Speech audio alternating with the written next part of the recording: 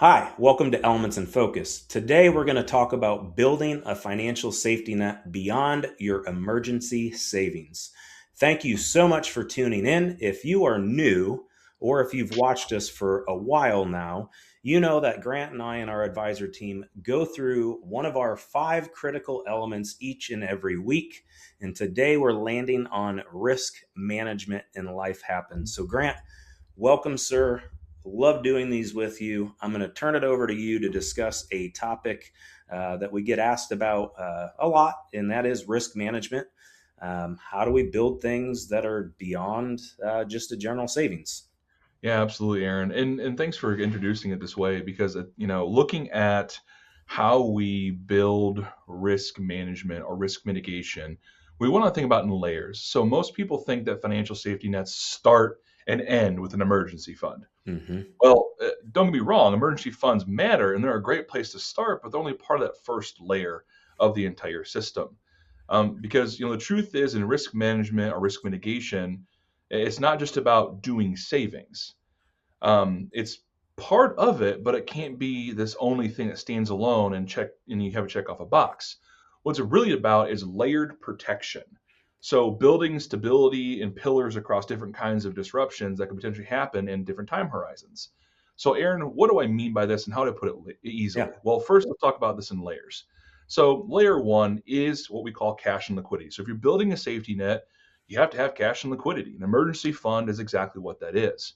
It is essentially cash, and cash gives you time to think clearly. And it gives you the time to avoid any short term problem solving that can lead to long term setbacks. So, having a cash nest egg to rest on essentially provides that breath of clarity. And that's not only about the number in the savings account, it's also about the access to liquidity and having the flexibility when something unexpected happens. So, but here's the part most people overlook. Real life doesn't always hit you just with one single emergency. A lot of times it's a cascading effect, job loss plus medical issue plus family disruption, right? That creates this rippling effect that can essentially happen over months. So a stronger safety net is about building short-term assets and long-term layers to help you absorb that shock, right, of this uncertainty in life. So it's about building longer-term disruption inhibitors as well. So Yeah. that's why we also talk about not just layer one, which is cash savings, but layer two, which is protection, which is Hmm. just as equally as important. So what do we talk about, Aaron, when we're in that layer? It's about income stability because your income is the engine, right, that behind everything in your financial plan. So this is where disability coverage becomes a part or a major pillar or piece of the pie when it comes to mitigating risk. People insure, we do this all the time. We insure our phones, we insure our car, we insure our home, but we don't think to insure our paycheck that makes it all possible. Right. So that's what's always interesting, Aaron, when it comes to this block is like, oh, well, that's too expensive. I don't want to carry that. Well, at the end of the day, we insure these tools, tiny tools that make us our lives more efficient. But what about the whole mechanism getting us the cash flow? So once your income's protected and you're done preventing that major crisis from occurring with loss of income from a health risk or health circumstance or an accident, you're really creating confidence and potential kind of layers around yourself in the income side. Then there's layer three, right? So we've got cash savings for short term thinking. We've got income protection, which protects the engine, right? And then we get into layer three, which is that midterm investing and longer term income protection for family needs. So what do we mean by that? Well, this is where we start building and buffering in investing outside of just retirement accounts. So think this is kind of that stability portfolio, money that can support you in the next 1 to 5 years in a job transition, a big expense that you knew coming was not coming. Because again, this is not just about planning for a surprise bill, but things we also know are coming down the road that can cause disruption. You're planning for the possibility that life gets expensive and uncertain at the same time. And so here's really kind of the point as we wrap this up. Risk management and risk mitigation is about preparation, not being on the back foot. It's what allows us to stay calm, stay flexible, and make the decisions from strength, not from panic and uncertainty that can continue to snowball some of these curveballs that are thrown our way.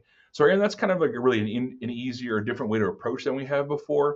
Is there anything you want to add to that? Just the only other, there's probably one more layer, and we talk about this all the time, is the life insurance. And so, Mhm. that would probably put cap in there. Then you have umbrella insurance. And so, there's another cap. So just making sure that you have those layers and pieces as well.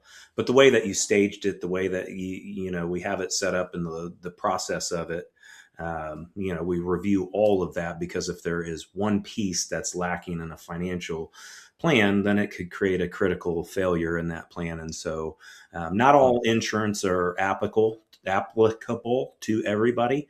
But making sure, if it is, that you have that layer and structure in place, like Grant said. So well Right. And done. it's Oh, thank you, brother. And sometimes it's not fun, right? Who wants to talk about insurance products because Yeah, they cost us money, they don't provide any value.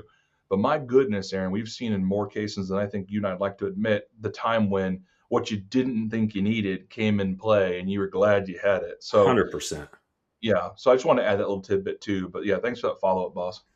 Yeah, you're welcome.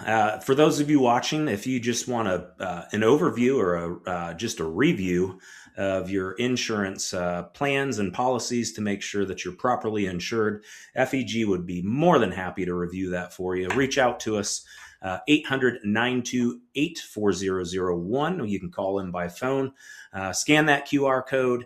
And if you have specific questions, like I mentioned earlier in the video, send those to talktofeg@yourlifeafterwork.com. Get on our calendars. You can do that through yourlifeafterwork.com. Go directly to the advisor. So if there's one that you are more partial to, and we're putting these videos together, schedule with them. Grant and I, we can be goofballs, but we enjoy meeting with families. And so if you want to have a fun conversation, then schedule with Grant. If you want to be analytical, schedule with Aaron. Just kidding.